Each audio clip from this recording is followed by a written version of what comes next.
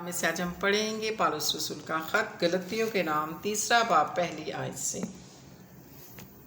शरीयत बामुकाबला ईमान।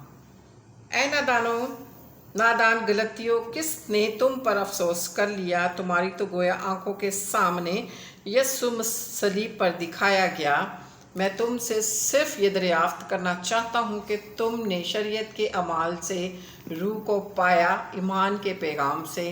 क्या तुम ऐसे नादान हो कि रूह के तौर पर शुरू करके अब जिस्म के तौर पर पूरा करना चाहते हो? क्या तुमने इतनी तकलीफ़ें बेफ़ायदा उठाईं? मगर शायद बेफ़ायदा नहीं, बस जो तुम्हें रूह बख्शा और तुम में मोजज़े ज़ाहिर करता है, क्या वो शरीयत के अमाल से ऐसा करता है या ईमान के पैगाम से? चुनांचे इब्राहिम खुदा पर ईमान लाया और ये उसके लिए रास्तबाजी गिना गया। बस जान लो कि जो ईमान वाले हैं वही इब्राहिम के फर्जंद हैं। और किताब मुकद्दस ने पेशतर से ये जान कर के खुदा गैर कौमों को ईमान से रास्तबाज ठहराएगा, पहले ही से इब्राहिम को ये खुशखबरी सुना दी कि तेरे बाइस सब कौमें बरकतें पाएंगी। बस जो ईमान वाले हैं वो ईमानदार इब्राहिम के साथ बरकत पाते हैं, क्योंकि जितने शरीयत के ईमाल पर तकिया करते हैं सब लानत के मोहतात हैं। चुनांचे लिखा है, जो कोई उन सब बातों के करने पर कायम नहीं रहता जो शरीयत की किताब में लिखी हैं, वो लानती हैं। और ये बात जाहिर है कि शरीयत के वसीला से कोई शख्स खुदा के नज़दीक रास्तबाज नहीं ठहरता, क्योंकि लिखा है कि रास्तबाज ईमान से जीता रहेगा। और शरीयत को ईमान से कुछ वास्ता नहीं, बल्कि लिखा है जिसने उन पर अमल किया वो उनके सबब से जीता रहेगा। मसीह जो हमारे लिए लानती बना, उसने हमें मोल लेकर शरीयत की लानत से छुड़ाया, क्योंकि लिखा है जो कोई लकड़ी पर लटकाया गया वो लानती है, ताकि मसीह यस्सु में इब्राहिम की बरकत गैर कौमों तक भी पहुँचे और हम ईमान के वसीला से उस रूह को हासिल करें जिसका वादा हुआ है। शरीयत और वादा। आए भाइयों, मैंने इंसान के तौर पर कहता हूँ कि अगरचे आदमी का अहद हो, जब उसकी तस्दीक हो गई तो कोई उसको बातिल नहीं करता और ना उस पर कुछ बढ़ाता है।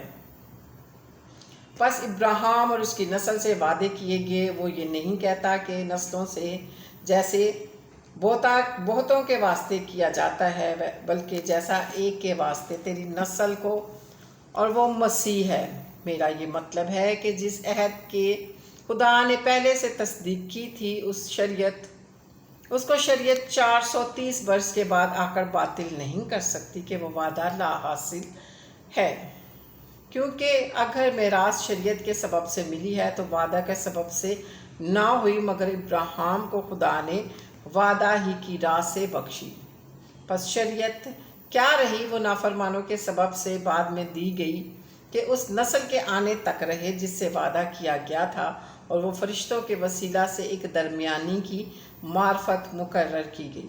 अब दरमियानी का एक नहीं होता, मगर खुदा एक ही है। शरीयत का मकसद। बस क्या शरीयत खुदा के वादों के ख़िलाफ़ है? हरगिज़ नहीं, क्योंकि अगर कोई ऐसी शरीयत दी जाती जो ज़िंदगी बख्श सकती तो अलबत्ता रास्तबाजी शरीयत के सबब से होती। मगर किताब मुकद्दस ने सबको गुनाह का मातहत कर दिया, ताकि वो वादा जो यीशु मसीह पर ईमान लाने पर मौकूफ़ है ईमानदारों के हक़ में पूरा किया जाए। ईमान के आने से पेशतर शरीयत के मातहती में हमारी निगहबानी होती थी, और उस ईमान के आगे आने तक जो ज़ाहिर होने वाला था हम उसी के पाबंद रहे। बस शरीयत मसीह तक पहुँचाने को हमारा उस्ताद बनी, ताकि हम ईमान के सबब से रास्तबाज ठहरें। मगर जब ईमान आ चुका तो हम उस्ताद के मातहत ना रहे, क्योंकि तुम सब उस ईमान के वसीला से जो मसीह यस्सु में है खुदा के फर्जंद हो।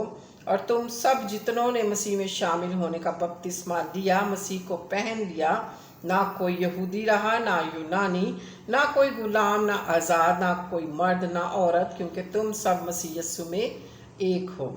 और अगर तुम मसीह के हो तो इब्राहिम की नस्ल और वो वादा के मुताबिक वारिस हो। पाक नाम के पढ़े اور سنے جانے پر خداوند کی برکت ہو، خداوند کا شکر ہو، خداوند کا کلام زیادہ سے زیادہ شیئر کیا کرے، خداوند آپ سب کو برکت دے، آمین۔